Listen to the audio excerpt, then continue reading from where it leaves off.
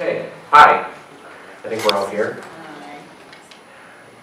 My name is Scott Shumaker, and I've worked with UNISON North West for the last 4 years, off and on, doing communications trainings with some of the organizers and leadership, and I've always loved being here, and I'd like to say special thanks to Kevin, who made this possible for me to come.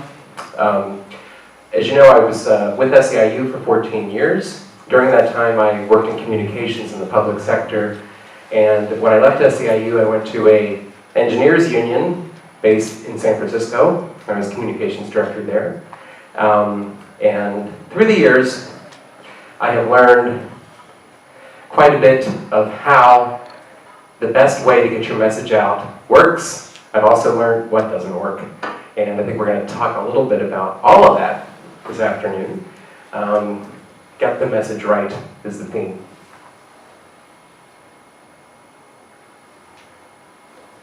So we've got this public perception.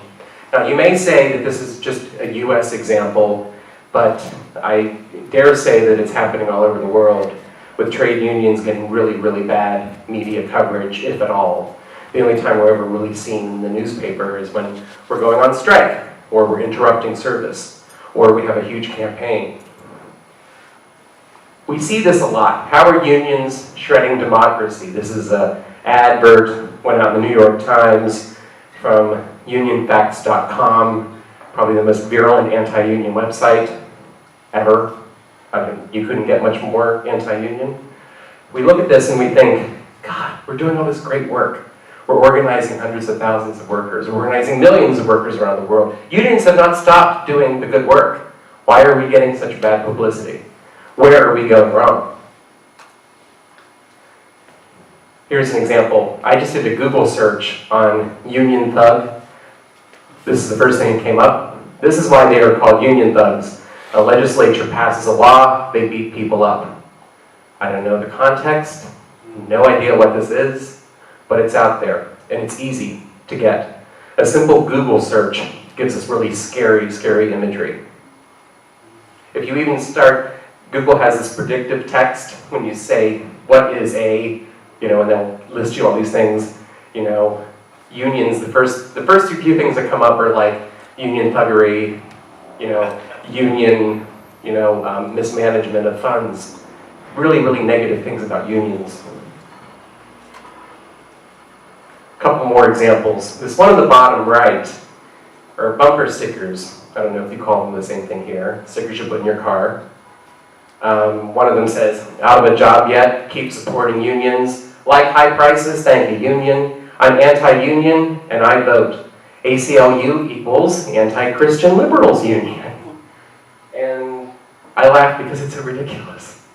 But I cry because this is getting out there. Vote for the worst unionized teachers in America who can't be fired. Anti-union t-shirts, it just, this is depressing. I only put 4 examples, but it was pretty depressing to find it. So about 15 years ago, unions took a look at themselves in our country and decided, what are we doing wrong? We're getting all this negative anti-union publicity. Everything we do is being viewed through this very negative far-right lens. The country was changing, obviously, but the work of unions was still going on. So we decided to kind of change the way we talk to the public. Because in order to change the minds of the public, we had to change the minds of the media. Because that was what people were seeing it through. We asked ourselves, who is doing the speaking? Is it always the guy in the suit? Well, yeah, usually it's always the guy in the suit. It was always the president of a big local, or our equivalent of a general secretary of a big union. It was always someone who didn't look anything like the workers that we were trying to organize. It was always someone who automatically reinforced that impression that people had of trade unions as being male, pale, and stale. I lifted that from Andy Stern, who was the former SEIU president who used that. It was always the same type of guy. We asked ourselves then, well, maybe we should change who's speaking. Who should it be? The answer was the workers. Now this was a sea change, and by that I mean it's still happening. The tide is not quite gone the whole way yet. Trying to change the way unions talk about themselves and the way they talk about the workers and the way they use workers to help enhance their stories was revolutionary at the time. Today we train it. I've been fortunate enough to train it in many unions around the world. It always resonates, and it's always one of those things where people say, yeah, why haven't we done this? But it takes a lot to get there. And your region has done a tremendous job in making sure that the workers get good face time when it comes to how we talk about our campaigns. But it's always interesting to go back and see how we got there. Now, we have all this anti-union rhetoric out there. We have really bad publicity. Someone asked me, well, that's just a US thing, this anti-union thing. And I asked, well, are you pleased with the amount of coverage you're getting for your union in your country? And they said, no. And I said, well, then you've got something wrong. You've got an anti-union sentiment. You've got a framework that is virulently anti-union. But sometimes we're handed fantastic opportunities to make lemonade out of some pretty nasty, bitter lemons. We can do this. We can turn negative press into positive reinforcement for our members. How do we do that? I'm going to give you this example of the last big campaign that I did back in October. It was 13 unions that comprised the Golden Gate Bridge Labor Coalition. And working with 13 unions was a challenge, but we came up with some really, really good public messaging about the important work that the workers did. There's always, I didn't know this until I started doing this, there's always somebody working on the Golden Gate Bridge, always. Like right now, it's 3 o'clock in the morning or whatever, there's people on that bridge, keeping it up, painting it. It's a national treasure. It's an absolutely gorgeous piece of work, and it's what people really, really love about the Bay Area. It's, when you think San Francisco, that's what you think. So when the captains of the ferry service decided to go on strike, the public wasn't thinking so much about how beautiful the bridge was. They were thinking about the fact that they couldn't get to work. You have 2 options to get from the East Bay to the city. And one of them is driving on the Golden Gate Bridge or taking a bus across it. The other, getting on massive passenger ferry that holds 700 people and taking that across the bay. It's a beautiful commute, frankly. But when that didn't happen, and the ferry captains decided to go on a 1-day strike, it was chaos, right? People who never thought about unions before were mad. It was the only time that they had really ever heard about the ferry captains doing this. Even though we had put all kinds of stuff out there, we had them leafletting 2 weeks in advance, we had put together an online campaign for the public to sign to support these workers, and we got several thousand people to do that.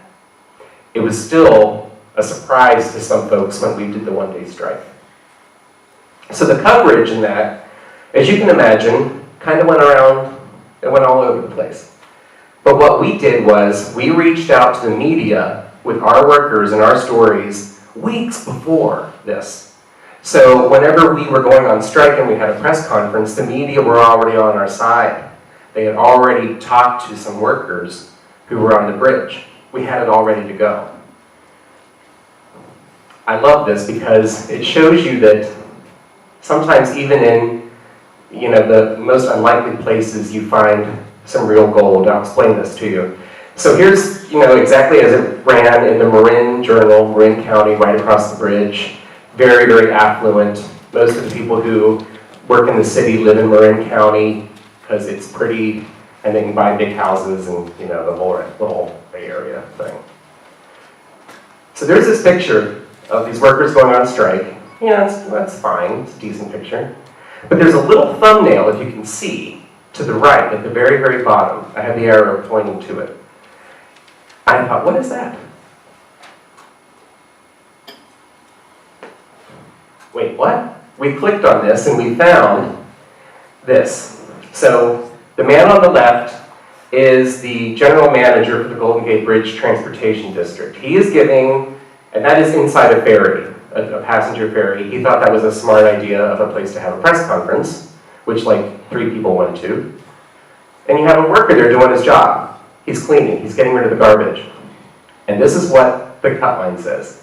"I'm just doing my job," said Inland Boatman Union member Neil Hurley while emptying trash cans during the September 26th press conference held by Dennis Mulligan. "Knock it off," Mulligan replied. "The boss just changed your job." Wait, what? What is this? We actually found footage of this, him yelling at the worker for doing his job while he was talking about how they were going to fight the union. That's like, can you imagine? Well, we weren't going to let this just go by. I took this, blew it up, passed it out to the workers, turned it into a leaflet. It's exactly the same thing.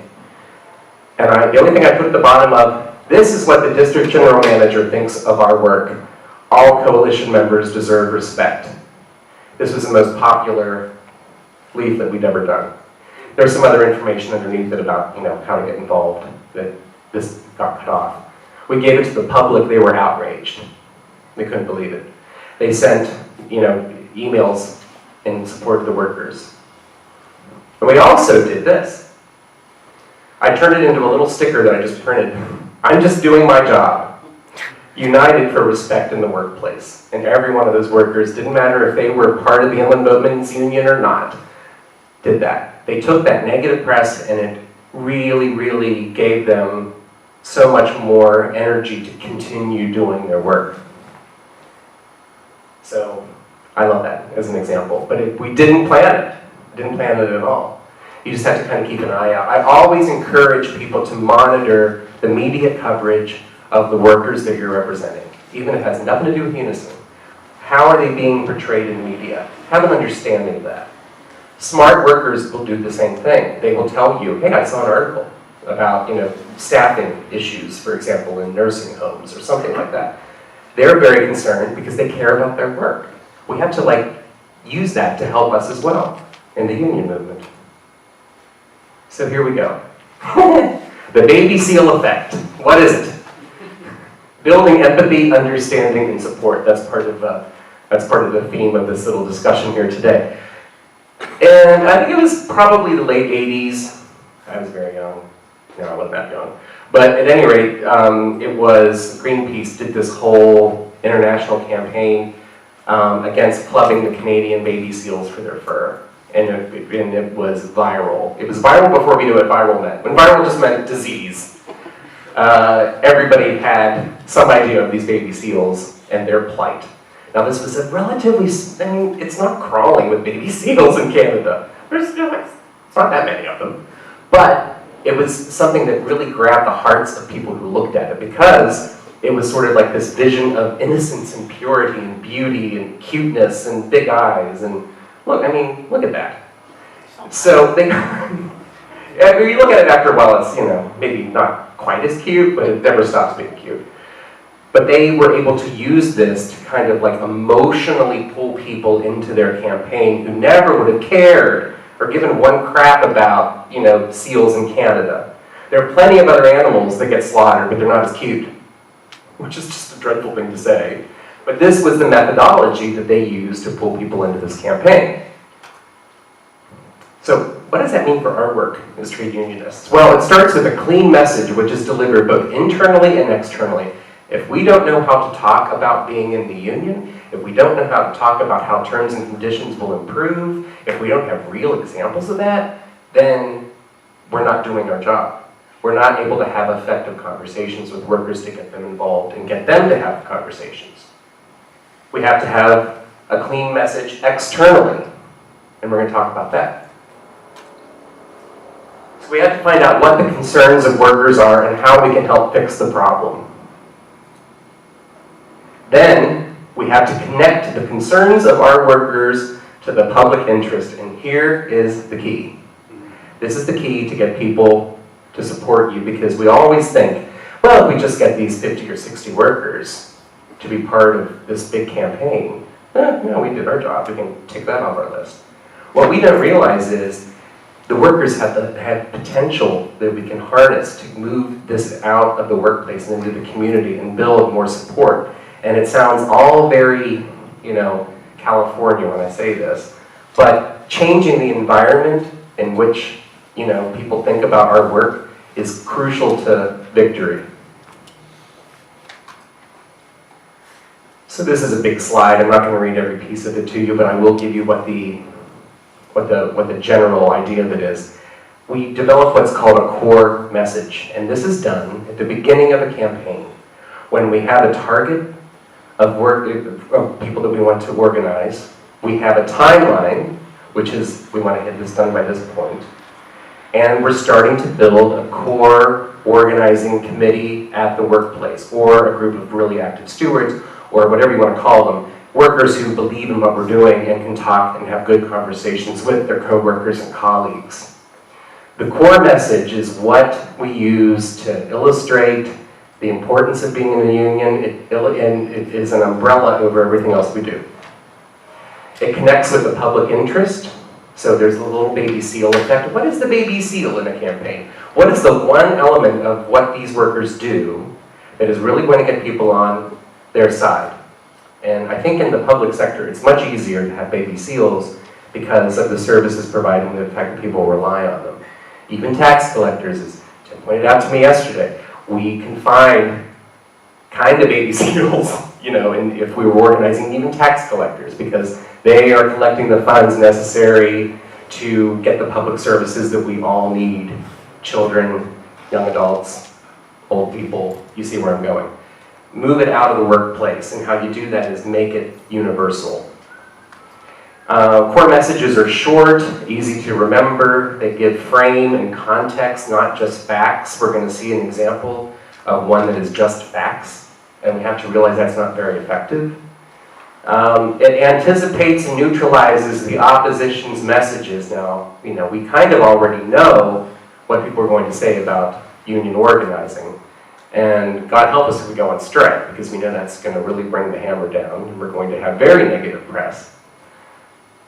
Our core message needs to anticipate that.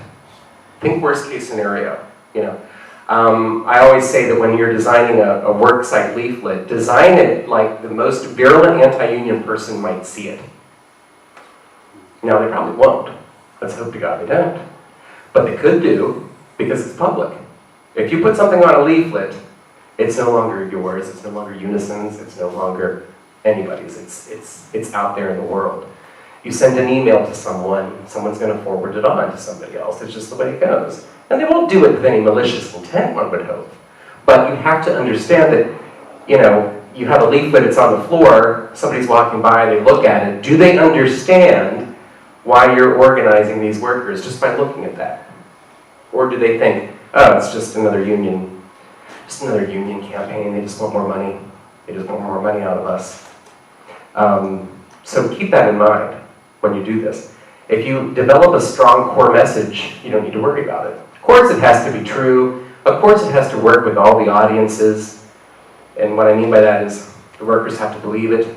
The politicians, if you show it to them, they should understand it. Community leaders. It has to have an emotional punch. There's nothing punchier than a baby seal, for example, but there's also something punchy about a child who gets good, nutritious hot lunches by a lunch lady who is part of a union. And, UNISON did a very good job a couple years ago about when they did the video that showed what happens when there's no public services. And I've used that all over the world, actually. I think it's really good. It shows sort of like the you don't know what you got till it's gone kind of thing. There's an emotional punch in that message as well. And then they hold up throughout the campaign. You never change your core message halfway through. You can change some of your supporting messages, but the core message stays the same. What does this look like? Let's find out. So we've got a campaign goal. This is all just an example. The goal is a pay increase and a reduction in health insurance costs for commercial cleaners in a specific geographic location. Sound familiar? That's the Justice for Janitors campaign. Pretty much, that was the goal of it, right? So we have our goal of the campaign lined out. And then we make the first attempt at a core message, and we start with this. These building service workers make only $7 an hour, even though they clean 30 offices in 4 hours every night. Their paychecks are below the federal poverty line for a family of 4. They can't afford hundreds of dollars per month for health coverage for themselves and their families. So everything we see in this is true, right? There's nothing not true about it. But does it connect with anybody else other than these workers and the union? Unless they're a real bleeding heart liberal, no, right? Let's face it. And it doesn't connect because it is a specific problem. It's a specific issue that deals with specific workers. And any human who cares about humanity will look at this and say, yeah, that really is not a good thing. They deserve to have better lives. But it's not going to get you good press. And it's only going to just, start a very small fire. It won't start a big one. Because it's a message that is only supporting facts or a special interest argument. There's too many numbers in there for one thing. You can screw that up when you have discussions about it. It's just not that great of a core message. Enter, come at the hour, come at the seal. Let's see what happens post-baby seal analysis. If you work hard to provide important services in our city, you shouldn't have to choose between food on the table or medicine for your children. For our city, communities, and our families, there's no future in poverty pay.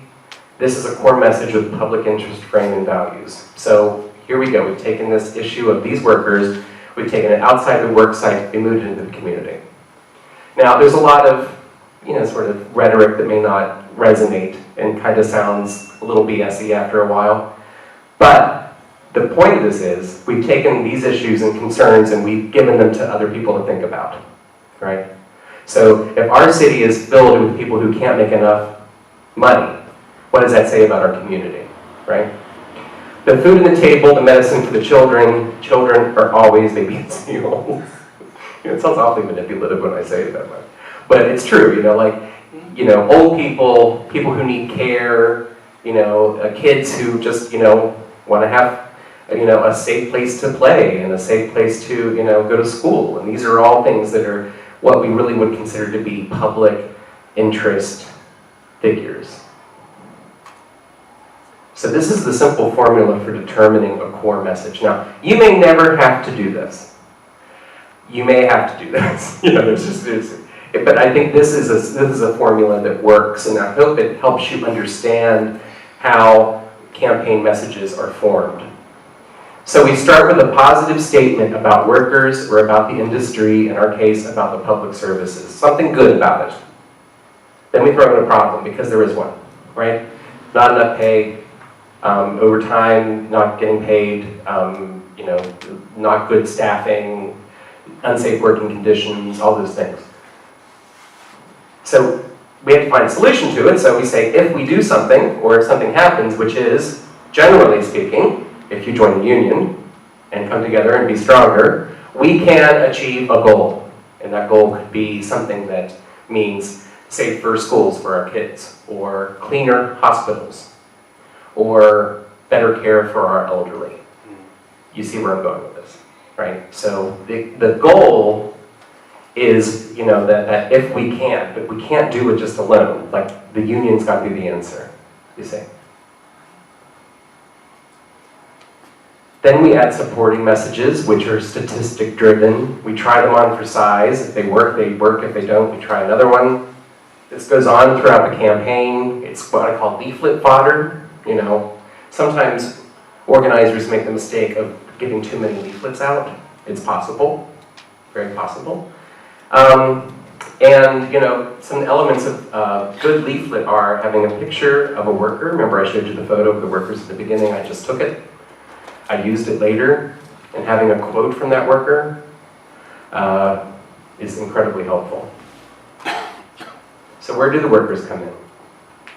Gathering stories, and a lot of this is also a very difficult skill to learn. If you were in Lisa's presentation this morning, she talked about having those conversations and how important it is to, get folks to understand the importance of the union. Not that you're selling a product, but through this discussion, you're going to get stories out of them. And sometimes you can use these to help move a campaign forward. And so there are some people who are very good worker spokespersons. And when I say worker spokesperson, I mean this They could run the gamut from maybe being on one leaflet one time to being like a media spokesperson along with your leadership, right? So they can fill any of those roles along the way, whatever they're comfortable in being. So if they have a compelling story, they're not afraid, they have courage, and they have confidence, they're consistent, and the audience will find them sensitive. The audience will be sensitive to what their needs are, and they won't look at them as just this loudmouth worker. Then that's a good worker spokesperson. It's a very difficult thing to ask a worker to do. Especially the scary part of like giving the name of, giving a phone number of a worker to a reporter and then letting them call and not being in the room when they have those conversations. I've sat in rooms with workers when they've been on speakerphone with reporters, and I just, the whole time. And 90% of the time, the worker is far more relaxed. They know the story because they're living it, they're working it, right? And sometimes we just have to step out of the way, which is very, very hard for us to do. A lot, being patient, being understanding, repeating the story back to them so we don't screw it up. You can record it, you can videotape them if you want to, if they're cool with that. Empower them. Nothing empowers a worker more than saying, I want you to deliver this message. If that message is just delivered to your coworkers or delivered to a newspaper, right? And dig a little deeper if you must. Now this is where the cultural difference comes in. Americans and British are separated by a common language, naturally. But also, culturally, it's much easier, I think, for Americans to talk to each other and get these stories out because we just talk too much. And we give a lot away, right? So when I talk to workers, they're like 15 minutes later, you're like, why are you telling me this? You know so much. And because they get very excited, we love to talk to each other, and we totally love to talk about ourselves. So I think in some cases, you may look at this with a skeptical eye and think, oh, I don't think we could have these types of conversations. But have you tried them, right? Have you tried to modify this methodology to get better conversations and better stories? You may end up getting more than what you want. You may end up talking to a worker who becomes very timid and very afraid that they're going to get sacked if they talk. What do you do then? That's a very good question. What you do then is, well, first of all, you don't pressure them. You don't pressure them to do it. Because that's one way to lose a worker right away, is to say, no, I don't care. You got to do this. You're patient, understanding. They may come around to wanting to be on a leaflet, but they may never, and that's cool if they don't. What you can do if you're organizing in a new field, if you're working in a workplace you've never been before, but UNISON have organized similar workers in another county or in another branch, you can have those workers come and help. They can even be on the leaflets for this worksite over here. So like we did a You Can Too sort of thing, right? Being involved in UNISON has been helpful. I'm sure that you're all thinking of people that would be very good at doing this, right? Which is the takeaway I want you to have from this seminar, is to like, who would be very good to help deliver that message. So you could even say, we're on this leaflet because the workers here are afraid, and then kind of reinforce that issue. So, after you do this, you have to understand what parts engaged you the most, what didn't work. Did you feel empathy? Did you feel anger? Don't be afraid to start again. None of this is an exact science, folks. We have tried, we have failed, but we've understood that there are some workers who are just better at being spokespersons. That's simple. I'm terrified when I talk to a reporter, and I've been a reporter. Maybe that's why I'm so scared. I hear every question they ask in two different voices, like what they're actually asking me and what they expect to hear, and it's never any good. So I'm not that good of a spokesperson, not nearly as good as my workers would be. What doesn't work is when the story changes or when they tell you something that you can't prove, obviously. Outrageous claims, meaning like, well, that can't possibly have happened. People who appear like they're looking for the limelight. This is kind of a negative slide. I almost am hesitant to put it up here, but I do think that it's just as important to understand what doesn't work as to what does work. So you save yourself quite a bit of heartache, and then you do something with it, right? So you do something with these stories. So worksite leaflets. Worksite leaflets that don't have a picture on them are useless to me. Worksite leaflets that are filled with words, useless. And I say this, and I draw a pretty thick line when I say this, because of two things. One, if a conversation doesn't happen when you pass out a leaflet, then you might as well just, I don't know, throw it up in the air and hope somebody catches it. Useless without a conversation.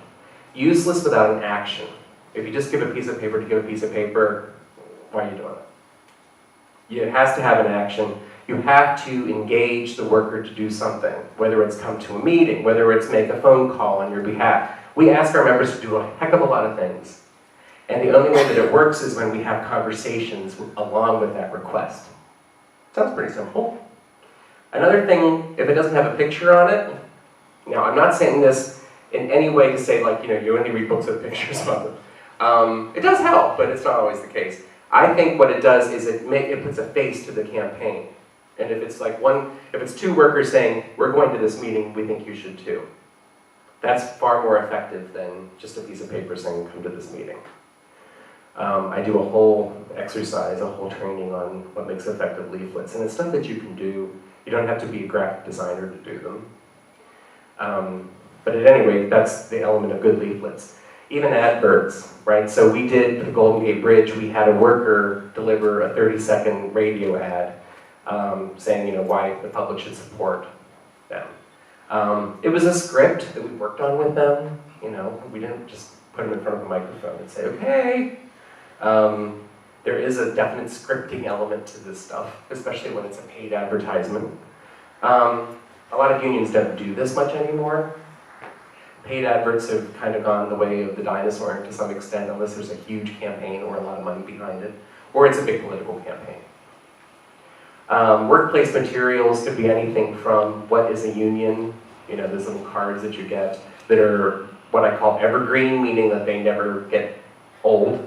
They're not dated. And then there's online opportunities, and in closing plenary I'm going to talk about what those might be. Utilizing Facebook and Twitter and all that kind of stuff. We can say this, but we have to also manage our expectations about it. And I think sometimes unions think that that's the key to everything, and it's not. Nothing takes the place of one-on-one conversation at all, ever. So all these things that I've talked about today, I know there's quite a bit. Any questions at this point, I'd be happy to field them. I feel like I just thrown a bunch of, I've thrown like 18 hours of training at you in 40 minutes. Does this make sense? Yeah. Do you think it's a workable plan to start identifying worker spokespersons? Yeah. Okay. Any other questions that might? No? I was that clear the whole time? Yeah. You said in one of your sessions earlier, which I always think was quite important, it's about the length of the leaflet. Right, that's a good one, Tim. So, I learned this lesson from the Teamsters, who have this rule. None of their leaflets have to be, none of them can be over 150 words. It's not a lot, at all. Didn't you say it's something like the time between hand, eye, and bid? Right. Yeah. Remember all this stuff. So you have to design your message on your leaflet to be between the time that it's handed to you. You take a quick look at it and you throw it away, right? Which quite a lot of us will do. So you get the mail, you go through it at your house, and since we recycle everything, I just hold it over the recycling bin, and I take a look at it, and if I'm not totally engaged while I'm throwing it away, I'm not going to look at it. Which we live in a throwaway society. So, we have to adapt our messages to that. But if that leaflet is given to you and there's a conversation that goes along with that, then you're going to get it more. You may not read it or keep it.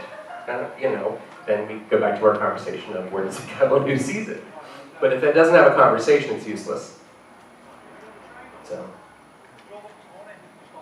all right, well, thank you very much.